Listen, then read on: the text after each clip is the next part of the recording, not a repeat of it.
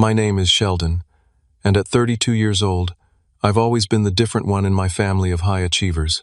When my wildlife photography career became the family joke, I learned to smile through their ridicule. But at that fateful dinner when my sister introduced her doctor boyfriend, I never expected their usual mockery would lead to the moment that changed everything. Before I tell you how I turned this humiliating dinner into the moment that changed my family forever, let me know where you're watching from, and subscribe if you've ever had to prove your family wrong. Growing up in an affluent Connecticut suburb meant certain expectations. Our colonial-style house with its manicured lawn and circular driveway represented everything my parents valued: status, appearance, and traditional success. The Westbrook name meant something in our community. My father, Thomas Westbrook, wasn't just any doctor. He was the chief surgeon at Greenwich Memorial, the man who saved lives and commanded respect wherever he went. His patients included celebrities and politicians. The hospital wing named after him stood as a physical monument to his achievements. At home, he was equally commanding, his word, the unquestioned law. My mother, Diana, matched him in ambition and status as a corporate attorney at one of New York's most prestigious firms. She represented Fortune 500 companies in litigation that made national headlines. Her designer wardrobe and perfectly maintained appearance were as much a part of her identity as her sharp legal mind. Together they formed an intimidating power couple that our community both admired and feared. Then there was my sister, Amanda, 3 years younger than me but already following perfectly in our father's medical footsteps. By 30, she was a promising surgical resident at the same hospital where Dad reigned supreme. She inherited his clinical detachment and mother's social grace. Amanda always knew exactly what to say, what to wear, and how to please our parents. I, on the other hand, was the anomaly. From childhood, I found more comfort in nature than in country clubs. While my family discussed hospital politics over dinner, I'd be mentally framing the perfect shot of a blue jay outside our dining room window. My room was filled with nature books instead of medical journals.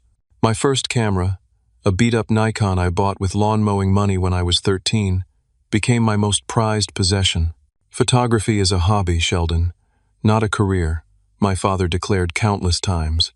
Westbrooks are doctors and lawyers, not struggling artists. Even in high school, when my wildlife photos won state competitions, these accomplishments were dismissed as extracurricular activities that would look good on medical school applications. My parents indulged my passion only insofar as they believed I would eventually outgrow it. The breaking point came during my third year of pre-med at Yale. I was maintaining a respectable GPA while secretly submitting photos to nature magazines. When I sold my first image to a regional wildlife publication, I felt more pride than I ever had acing a biology exam. That night, I called my parents, hoping finally for approval. "That's nice, honey," my mother said distractedly. "But have you started your MCAT prep? Applications are due in 6 months." The next day, I dropped out of pre-med and switched my major to environmental studies with a minor in photography. When I finally gathered the courage to tell my parents over one of our mandatory Sunday dinners, my father's face turned such a deep shade of red that I genuinely worried he might have a stroke. "You're throwing away everything we've built for you," he shouted. "Everything we've sacrificed." My mother's approach was different but equally painful. "Sheldon, darling, you're just confused. Let's make an appointment with Dr. Murray. He's a wonderful therapist." Amanda sat silently, watching me become a disappointment in my parents' eyes. Her slight smile told me everything. With me out of the running, she would now be the sole recipient of their pride and approval. The years that followed were financially difficult. I moved into a tiny apartment in Brooklyn, so small I had to convert my bathroom into a darkroom on weekends. I took whatever photography gigs I could find: weddings, events, portraits to pay rent while building my wildlife portfolio during every free moment. My parents' approach shifted from anger to pity. "How's the photography thing going?" became their standard question, the slight pause and emphasis making it clear they expected me to have given up by now. When I couldn't afford to join them on their annual Aspen ski trip, my mother told relatives I was finding myself rather than admit I was scraping by on a photographer's early career income. Family dinners became exercises in endurance. Each gathering featured the same routine: father highlighting Amanda's accomplishments, mother subtly questioning my life choices, and Amanda basking in her role as the child who hadn't disappointed everyone. "Your cousin Patrick just made junior partner at his law firm," my mother would announce. "Remember how you two used to compete at everything?" The unspoken comparison hung in the air. These gatherings grew more infrequent as I focused on my career. I'd begun to gain traction with smaller nature magazines, and my Instagram following was growing steadily.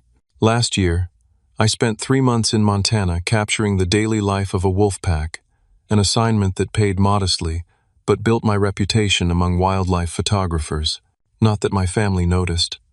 When I mentioned this project during Thanksgiving dinner, my father changed the subject to Amanda's new research grant. My small victories remained invisible at home, my passion still reduced to an immature rebellion in their eyes. Despite everything, some stubborn part of me still craved their approval. I kept showing up for family events, kept mentioning my small successes, kept hoping for some acknowledgement that I hadn't made a terrible mistake. But as the years passed, that hope grew thinner, replaced by a quiet determination to succeed on my own terms. The call from my mother came on a Tuesday afternoon while I was editing photos from a recent bird migration series. Her voice carried that forced cheerfulness that always put me on edge. "Sheldon, darling, we're having a special family dinner this Friday. Amanda has someone important she wants us to meet." I knew immediately what this meant. Amanda had been dating someone new for a few months, and apparently, this one had lasted long enough to meet the parents. In our family, bringing someone to dinner was practically an announcement of serious intentions. "I'm pretty busy with a project deadline," I hedged, though the truth was, I'd rather spend the evening cleaning my camera lenses than enduring another Westbrook family inquisition. "This is important to your sister." My mother's voice took on that slight edge that meant refusal wasn't an option. "Everyone will be there. 6 o'clock sharp. And Sheldon?" She paused. "Wear something appropriate." After hanging up, I stared at my calendar. The dinner fell exactly 3 days before I would hear back about the National Geographic submission, a photograph of a rare mountain lion mother and cubs I'd spent weeks tracking in Colorado. If accepted, it would be my first major breakthrough. Part of me wanted to wait until I had news, maybe, finally, something that would impress them. But experience had taught me that hypothetical success never counted with the Westbrooks. Only tangible, preferably framed credentials on the wall mattered. For the next few days, I vacillated between dread and a faint, foolish hope that maybe this time would be different. Maybe Amanda's happiness would soften the usual dynamics. Maybe her boyfriend would be someone interesting who might actually care about photography or nature conservation. Friday evening arrived with depressing speed. I stood in front of my closet, trying to decipher what my mother meant by appropriate. I settled on dark jeans and a blue button-down shirt that didn't have any visible wrinkles. Professional enough to avoid immediate criticism, but not so formal that it looked like I was trying too hard. I even polished my one decent pair of shoes.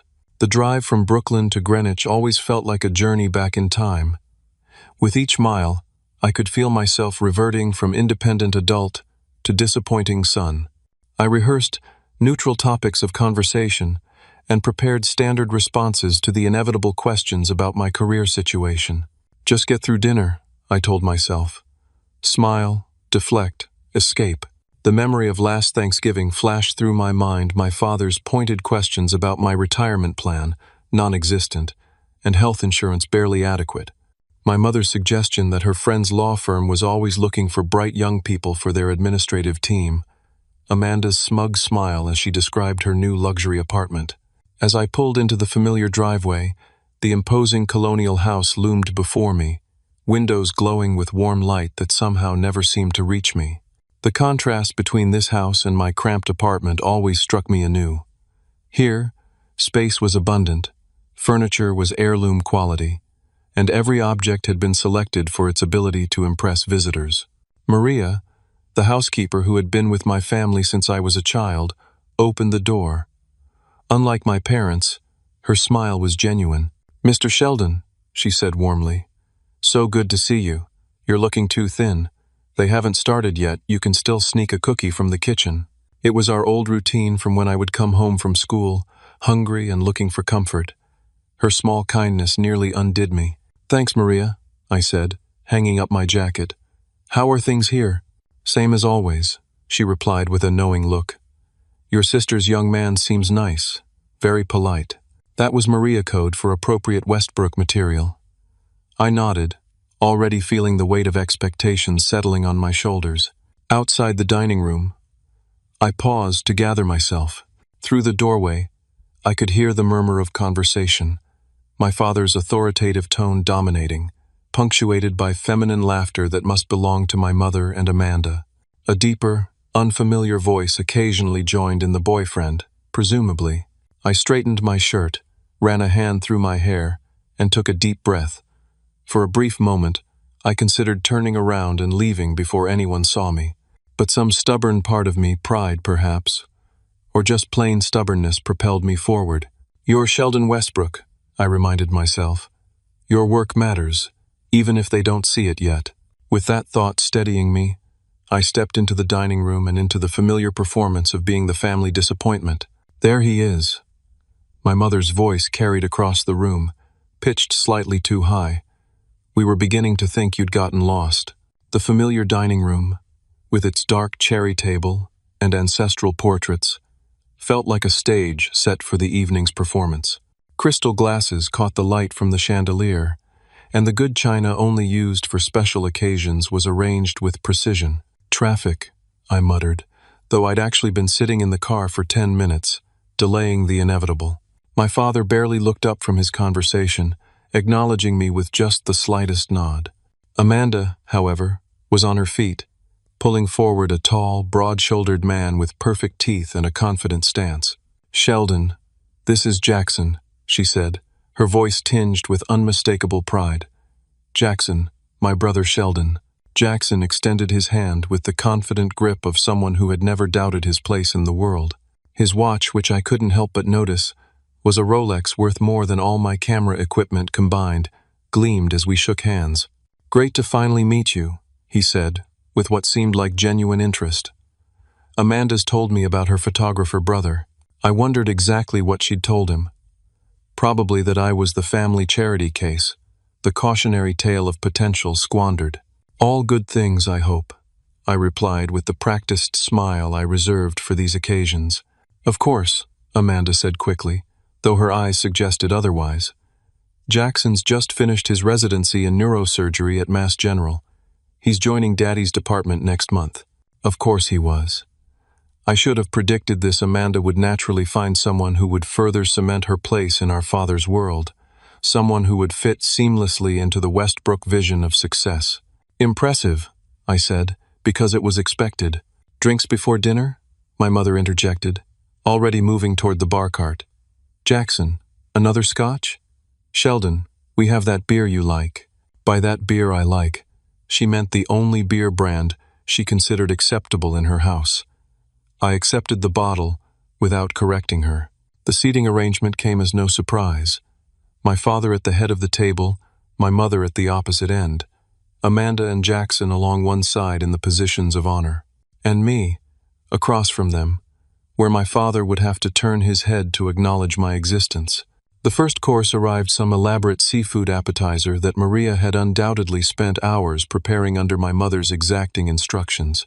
"Jackson was just telling us about the revolutionary procedure he's developing," my father said, pointedly not including me in the conversation that had obviously been in progress. Jackson launched into an explanation of some neurosurgical technique that had my father nodding with approval and my mother watching with the expression she reserved for people she deemed worthwhile. Amanda kept touching his arm possessively as he spoke, occasionally glancing at me to ensure I was witnessing her triumph. I nodded at appropriate intervals while studying the dynamics around the table through the mental viewfinder I'd developed over years of observation. If this were a wildlife documentary, the hierarchies would be clear. The dominant male, my father, his chosen successor, Jackson, the female reinforcing social bonds, my mother, and the junior female securing her position through an advantageous mate selection, Amanda. And then there was me, the outlier, the one who didn't strengthen the pack. "And what about you, Sheldon?" Jackson asked suddenly, breaking my anthropological reverie. "Amanda mentioned you've been working on some projects recently." A brief, awkward silence fell. My sister shot Jackson, a warning look that he missed entirely. My mother became very interested in rearranging her silverware. "Yes," I said carefully. "I've been focusing on North American predator species. Just finished a series on mountain lions in Colorado." My father made a small noise that might have been a suppressed snort. My mother jumped in with practiced smoothness. "Sheldon's always had such an active imagination. Even as a little boy, he'd spend hours in the woods behind the house." The subtle diminishment was so familiar I almost didn't notice it anymore. The way she spoke of my career as if it were a childhood phase I hadn't outgrown. Actually, I started to explain about the magazine interest in my work, but Amanda interrupted. "Jackson just purchased the most beautiful property in Cambridge," she announced. "Tell them about the historical features, honey." And just like that, the conversation swerved away from me again. As Jackson described crown moldings and original hardwood floors, I caught my parents exchanging a satisfied glance. This was what success looked like to them: real estate, possessions, status. The main course arrived, giving me a brief reprieve from the performance. The food was excellent: prime rib cooked perfectly, roasted vegetables arranged with artistic precision, potatoes whipped to cloud-like consistency. I focused on eating while the conversation continued to flow around me. "We're thinking of having the hospital fundraiser at the club this year," my father was saying. "Jackson, you'll want to join, of course. I'll put your name up for membership. More territory marking, more club membership, the Westbrook way." Throughout the meal, I noticed something unsettling. Whenever I would speak offering a brief comment or answering a direct question, my family members would exchange quick glances, sometimes raised eyebrows, sometimes subtle eye rolls, sometimes just that knowing look that excluded me from some shared understanding. The pattern became increasingly obvious. I'd speak, they'd look at each other, a silent communication would pass between them, and then someone would redirect the conversation. Jackson seemed to notice too. I caught him watching this dynamic with slight confusion, though he was trying hard to fit in with his potential future family.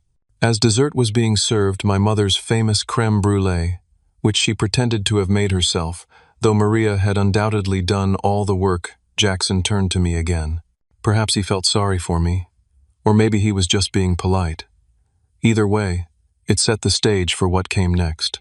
"So Sheldon," he said in a friendly tone, "Amanda mentioned you do photography, but I don't think I really understand what exactly you do for work day to day. What does a wildlife photographer's life look like?" The table went quiet. Too quiet. I opened my mouth to answer, to explain my process, my goals, the magazines I contributed to. But before I could form the first word, my mother's voice cut through the silence like a surgeon's scalpel. "Don't embarrass us," my mother said sharply, her smile brittle and fixed. "Not tonight." The table erupted in laughter. Not light, good-natured chuckles, but the kind of laughter that builds walls and establishes sides. My father's deep rumble, my mother's practiced society titter, and Amanda's sharp, vindictive peal. Jackson looked momentarily confused but joined in with an uncertain laugh, obviously not wanting to be left out of the family bonding. "Maybe lie this time," Amanda added, smirking across the table at me, "so you don't sound so pathetic." The words hit like physical blows. My throat tightened, and a familiar burning sensation spread across my chest. 20 years of diminishment concentrated into 2 sentences.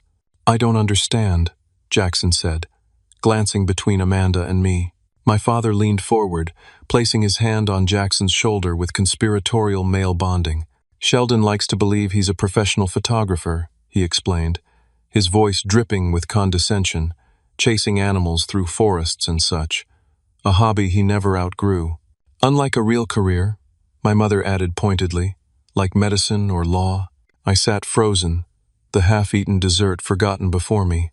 This was hardly the first time they'd belittled my career, but something about doing it so brazenly in front of a stranger, making me the family joke for a newcomer's entertainment, cut deeper than usual. The dinner table suddenly felt miles long, the distance between me and them uncrossable. I was transported back to childhood dinners where my report card was never quite good enough, to teenage years when my father questioned why I couldn't be more like Cousin Patrick, to college when my mother introduced me as our son who's still figuring things out even when I was a Dean's List student. He had such potential, my mother was telling Jackson now, as if I weren't sitting right there. Yale pre-med, you know. Could have joined his father at Greenwich Memorial, but he decided photography was more fulfilling. She pronounced the word as one might say, delusional. Amanda was practically glowing with malicious pleasure. Remember when he lived in his car for 3 months to photograph some bird migration? She added. Dad had to bail him out when his vehicle got impounded. This was a deliberate mischaracterization. I'd slept in my SUV during a sandhill crane migration project, a common practice among wildlife photographers, and the vehicle had been ticketed, not impounded. I'd paid the fine myself, but the false narrative made for a better cautionary tale. The Westbrook legacy, my father intoned, lifting his wine glass in a mock toast, 3 generations of medical excellence, and 1 artist. The pause before artist contained multitudes of disapproval. I felt my face burning but maintained a neutral expression through years of practice. Inside, something was building a pressure behind my ribs that had been accumulating for decades. Jackson, to his credit, looked increasingly uncomfortable.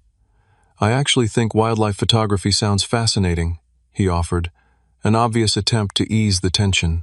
Oh, it's a wonderful hobby, my mother said dismissively. Just not a career for someone from a family like ours. A family like ours, my father repeated solemnly, builds legacies, contributes meaningfully to society, achieves excellence in fields that matter.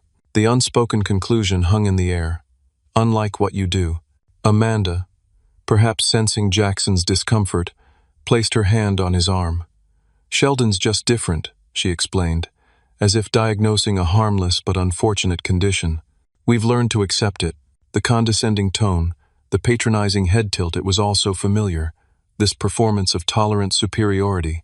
They had cast me as the family eccentric, the wayward son, who needed their patient understanding rather than an adult who had chosen a different but equally valid path. I thought of the countless dawn mornings I'd spent, lying motionless in muddy hides waiting for the perfect shot, the freezing nights in remote mountains tracking elusive predators, the technical skill I'd developed, the knowledge of animal behavior I'd accumulated, the networks I'd built with magazines and conservation organizations, none of it visible or valuable to the people who should have been my strongest supporters.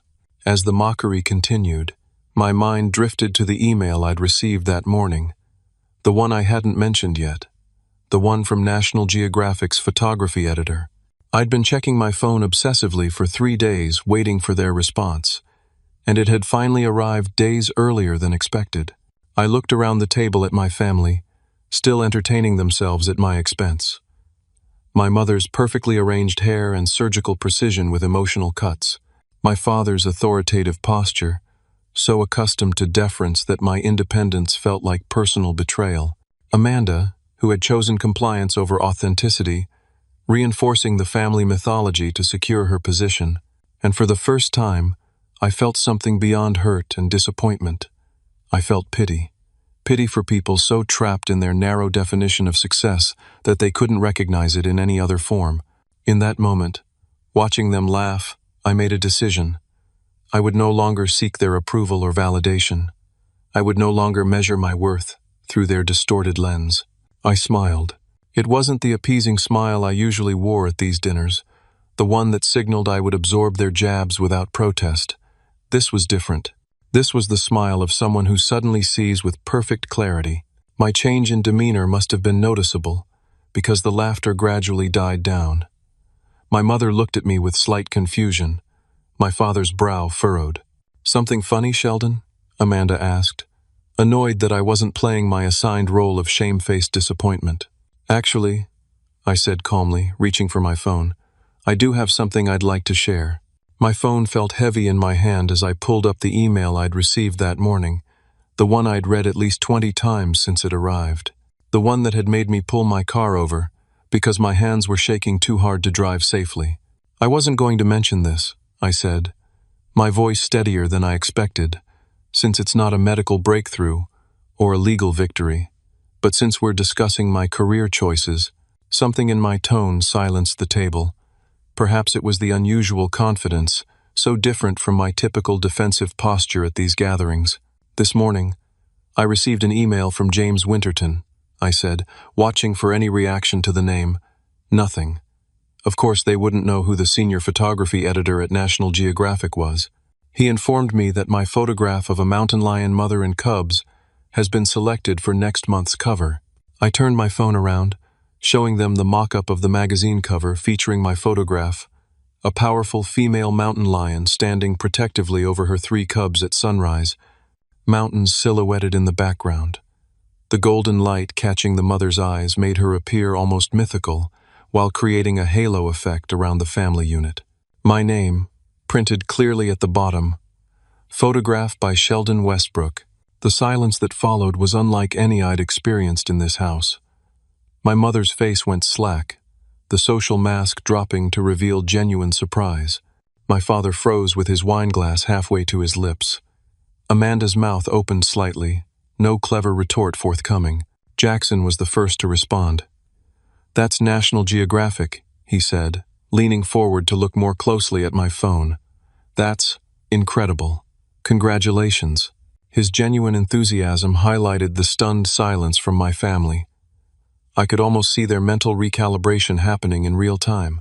"Well," my mother finally managed, her voice higher than usual, "isn't that nice? A hobby that occasionally pays off, still trying to minimize it.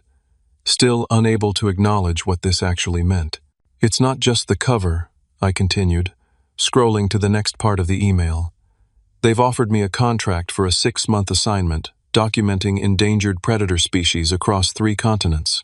The advance alone is more than a first-year surgical resident makes." I looked directly at Amanda as I said this. My father cleared his throat. "Winterton, did you say? Any relation to Senator Winterton?" Of course, that would be his first question, searching for a connection that would explain this anomaly. Some nepotistic reason my work had been selected rather than accepting its merit. "No relation that I'm aware of," I replied. "James Winterton has been with National Geographic for 20 years. He's one of the most respected editors in wildlife photography." Amanda had recovered enough to attempt damage control. "That's wonderful, Sheldon," she said with a brittle smile. "A nice validation of your passion project." But I wasn't finished. I scrolled to the final paragraph of the email. They're also featuring an 8-page spread of my Wolfpack documentation from Montana last year. The series will be considered for the Wildlife Photographer of the Year competition, which is sponsored by the Natural History Museum in London. Jackson let out a low whistle. "I've seen those exhibitions. They tour worldwide. The competition is incredibly selective." I nodded, allowing myself to acknowledge the achievement. "The acceptance rate is lower than getting into Yale Medical School." My father flinched slightly at the comparison. Direct hits to his value system were rare from me. "May I?" Jackson asked, gesturing to my phone. I handed it over, watching as he scrolled through the email with genuine interest. "This is seriously impressive. The technical skill alone to capture these images, and to get this close to predators in the wild.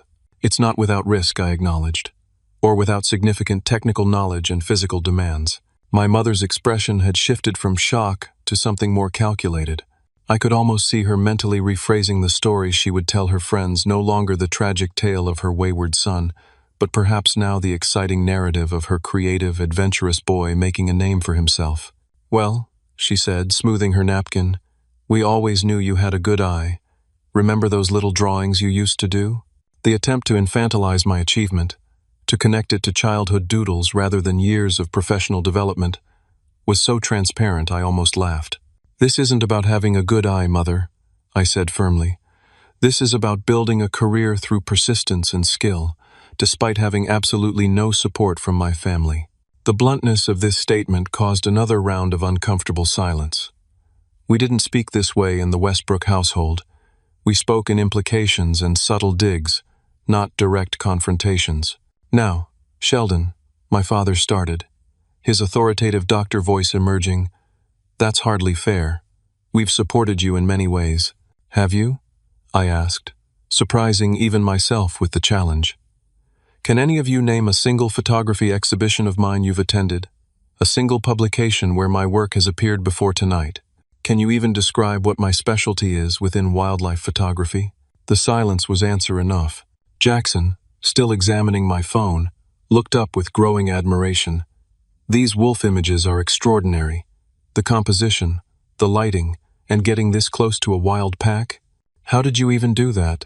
For the first time that evening, I found myself explaining my work to someone who was genuinely interested. I described the months of research, the gradual process of habituating the wolves to my presence from increasing distances, the technical challenges of shooting in variable mountain light. As I spoke, I became aware of a subtle shift in the room's energy. My parents were listening, actually listening, with expressions I rarely saw directed at me. Not pride exactly, but something adjacent to it. Reassessment. Amanda watched Jackson's evident admiration with poorly concealed annoyance. The contract, my father said when I finished explaining, his business mind engaging. What exactly are the terms? I outlined the financial arrangement, the international travel schedule, the publishing rights. With each detail, I could see his mental calculator running, eventually arriving at the unavoidable conclusion that my hobby had transformed into something legitimately profitable and prestigious. So you'll be published in National Geographic, my mother said slowly, testing how this new information fit into her social framework. That's quite visible. Translation. Her friends might actually see it. It might reflect positively on the family. Yes, I agreed. And the magazine has 12 million print subscribers, plus their digital platform reaches over 50 million people monthly. This number, the audience scale, finally seemed to penetrate.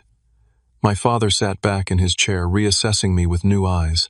Amanda, perhaps sensing her position as the successful child slipping, attempted to regain control. Jackson's research has been published in several medical journals, she interjected. That's wonderful, I said sincerely, turning to Jackson. What's your research focus? Jackson, who seemed to be the only person at the table without an agenda, launched into an explanation of his work on trauma-induced neurological conditions. Unlike my family's typical medical discussions designed to exclude and establish superiority, Jackson spoke passionately, but accessibly about his research. That sounds fascinating, I said when he finished. Actually, during my time with the wolf pack, I documented some interesting neurological effects in an older wolf that had survived a moose attack. I wonder if there might be some parallels to your research. Jackson leaned forward, genuinely intrigued. I'd love to see that documentation. There's growing interest in comparative neurology across species. For the first time in my adult life, I was having a real intellectual exchange at the Westbrook dinner table. More surprisingly, it was with Amanda's boyfriend, the person who should have been most invested in maintaining the family hierarchy. My father cleared his throat. Perhaps we should move to the living room for coffee. It was his standard signal that dinner was concluding. But as we stood, the usual dynamics had been disrupted. Jackson moved to walk beside me, rather than following my father as male guests typically did.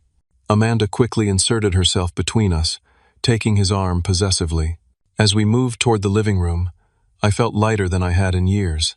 Not because I'd finally impressed my family, though their shocked faces had admittedly been satisfying, but because I suddenly realized how little their approval actually mattered to me anymore. The living room maintained the same formal elegance as the rest of the house, antique furniture, arranged for appearance rather than comfort, family photos displaying achievements rather than moments of joy.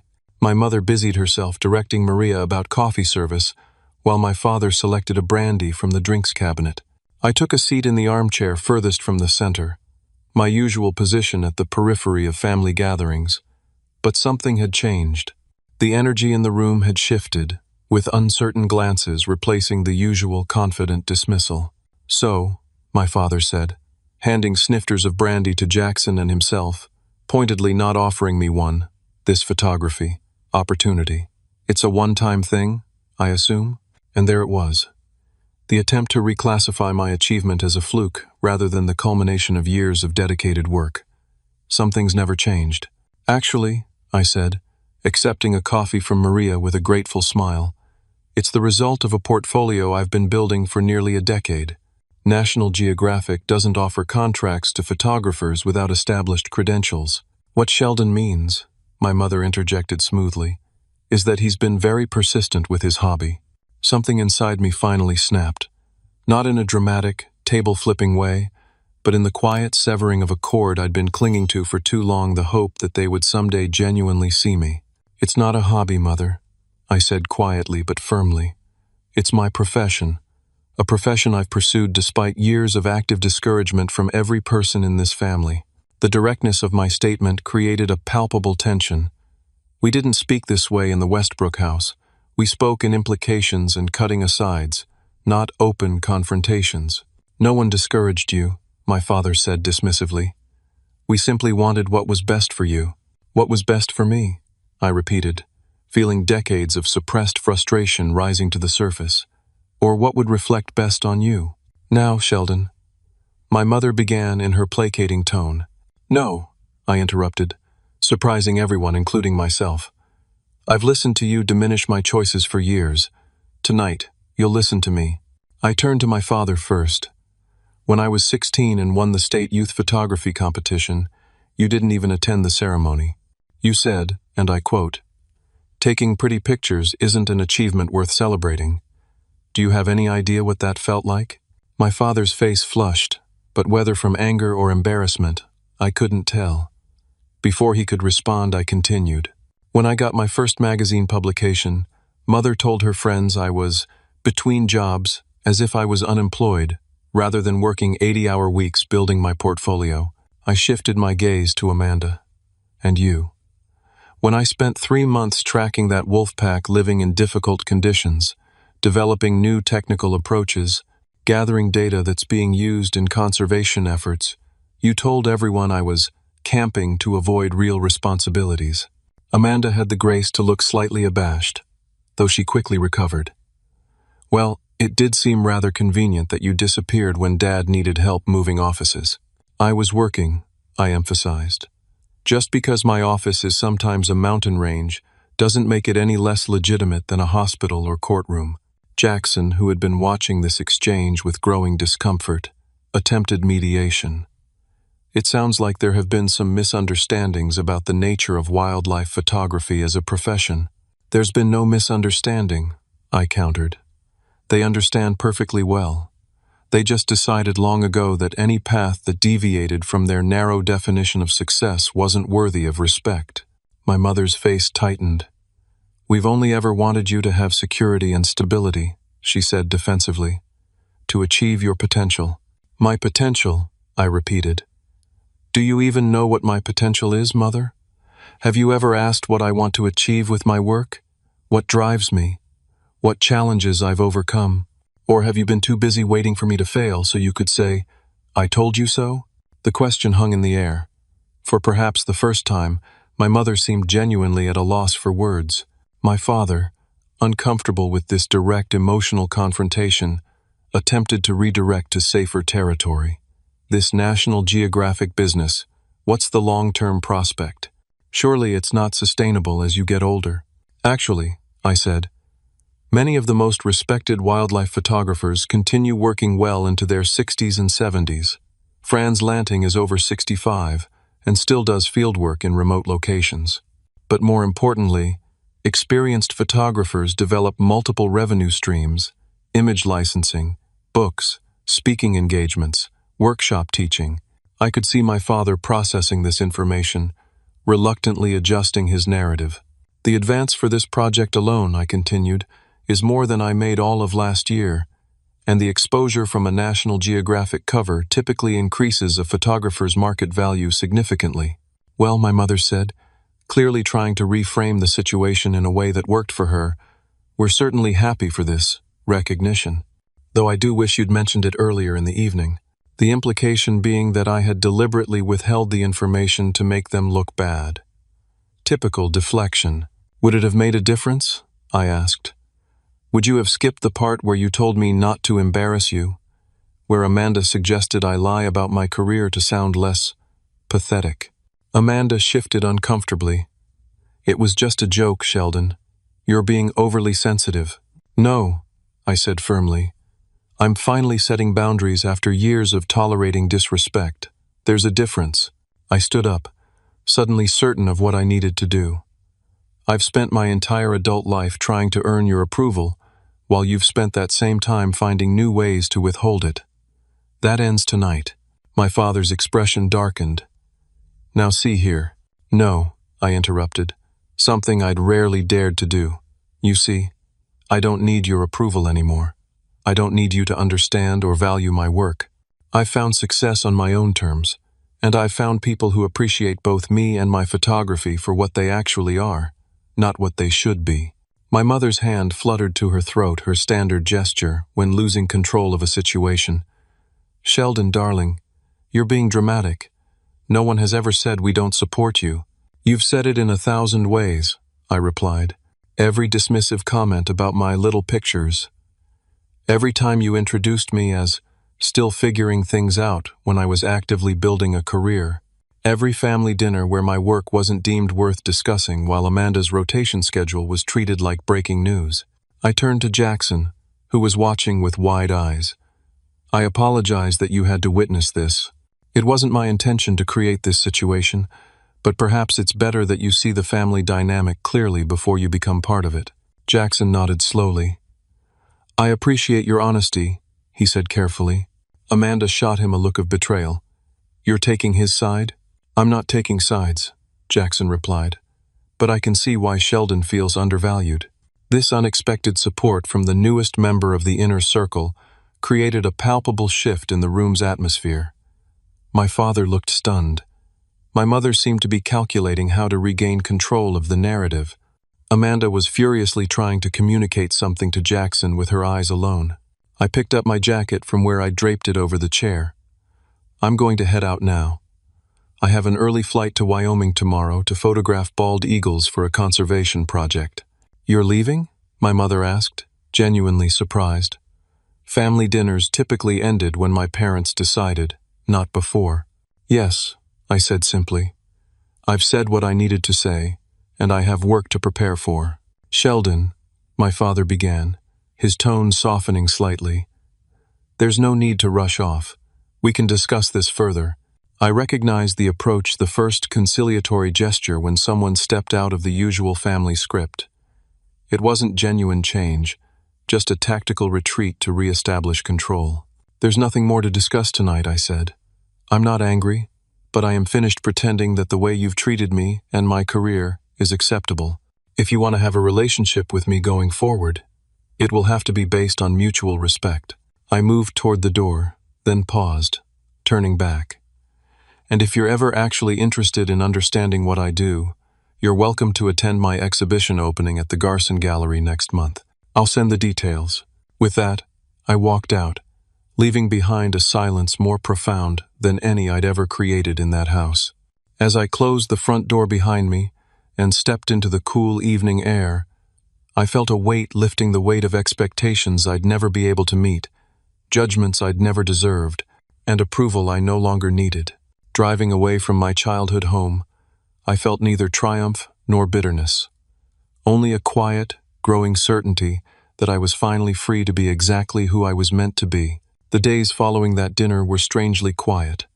No angry phone calls from my father, no passive-aggressive messages from my mother, no snide texts from Amanda. The silence was unprecedented and, in its own way, more unsettling than their usual tactics. I focused on preparations for my Wyoming assignment, organizing equipment and researching bald eagle migration patterns. When thoughts of the confrontation intruded, I reminded myself that I had spoken my truth after years of silence. Whatever came next, I had that knowledge to sustain me. 3 days later, as I was packing my final items for Wyoming, my phone buzzed with an email notification. National Geographic had finalized the cover layout. Seeing my photograph officially positioned on their iconic yellow border, my name credited beneath it, brought a surge of emotion so powerful I had to sit down. This moment, this validation of my path belonged entirely to me. It wasn't inherited or expected. It wasn't chosen for me or achieved to please anyone else. It was mine alone, earned through perseverance, skill, and an unwavering commitment to my vision. The Wyoming assignment proved challenging, but rewarding. Tracking eagles along the Snake River in winter conditions required every bit of my technical skill and physical endurance. But the resulting images, powerful, majestic birds against snow-covered landscapes, were among my best work. When I returned to my Brooklyn apartment 2 weeks later, I found an unexpected package waiting. Inside was a framed copy of my National Geographic cover with a note, "Congratulations on your achievement. This deserves to be displayed properly. Jackson." No message from Amanda, just this thoughtful gesture from her boyfriend. I was hanging the frame when my phone rang, an unknown number. "Sheldon, it's your mother." Her voice sounded different, hesitant, almost vulnerable. I braced myself for the usual tactics: minimization, guilt, subtle manipulation. "I saw your magazine," she said, after an awkward pause. "At Caroline Davis's house, of all places. She subscribes, apparently." She was quite impressed when I mentioned you were my son. I waited, sensing there was more. "I realized I've never actually seen your work before. Not properly. It's quite striking. The way you captured that mountain lion looking directly at the viewer. There's something almost human in her eyes." This was new territory. My mother actually commenting on the substance of my work rather than its conformity to her expectations. "She's protecting her cubs," I explained. "I spent 11 days tracking that family unit. The mother knew I was there but determined I wasn't a threat." 11 days? My mother repeated, sounding genuinely surprised. "In the wild? Where did you sleep?" "In a tent some nights. Other times in my vehicle when the weather was too severe." A long pause followed. "I never really understood what your work entailed," she finally admitted. "I assumed that I was just wandering around taking snapshots?" I suggested when she trailed off. "Something like that," she acknowledged, and I heard what might have been a hint of remorse in her voice. "Your father and we've been talking about what you said at dinner." I remained silent, unwilling to make this easier for her. "We may have been short-sighted. Regarding your career choices," she continued with evident difficulty, "your father found some of your other publications online. He was particularly interested in the conservation aspect of your work with the wolf pack." This was as close to an apology as Diana Westbrook had likely ever offered anyone. I recognized the enormous effort it must have required from her. "Thank you for saying that," I responded, neither accepting nor rejecting the olive branch. "It means something to hear you acknowledge my work." "Your exhibition," she said tentatively, "the one you mentioned, is that invitation still open?" "It is," I confirmed. "March 10th, at the Garson Gallery in Manhattan." "We'll be there," she said, with the decisive tone I recognized from childhood, the one that meant the matter was settled. "Your father has already put it in his calendar." After we hung up, I sat looking at the framed magazine cover. One conversation wouldn't erase decades of dismissal, but it was a start, a small crack in the foundation of a relationship built on conditional approval. The following months brought changes I couldn't have anticipated. The National Geographic cover opened doors that had previously been firmly closed. My inbox filled with assignment offers, speaking engagement requests, and licensing inquiries. The 6-month Predator documentation project expanded to include educational components and a potential book deal. My exhibition at the Garson Gallery exceeded all expectations. The space was packed for the opening night, and to my genuine surprise, my entire family attended. My father, uncomfortable in the artistic environment but making a visible effort to engage. My mother, who had clearly researched enough photography terminology to make appropriate small talk with other attendees. Even Amanda came, though she spent most of the evening ensuring Jackson stayed close to her side. "This is extraordinary work, Sheldon," Jackson said, examining a large format print of 2 wolves silhouetted against a mountain sunrise. "The composition, the lighting, it tells a complete story in a single frame." "That's the goal," I acknowledged. "To capture not just the animal but its context, its relationship with the environment." My father cleared his throat. "The gallery owner mentioned you're documenting habitat destruction in the Pacific Northwest next month?" The fact that he'd sought out this information independently, that he'd initiated a conversation about my work, felt like a seismic shift. "Yes," I confirmed.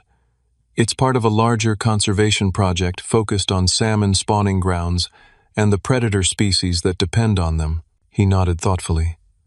There are some interesting public health implications to that ecosystem collapse.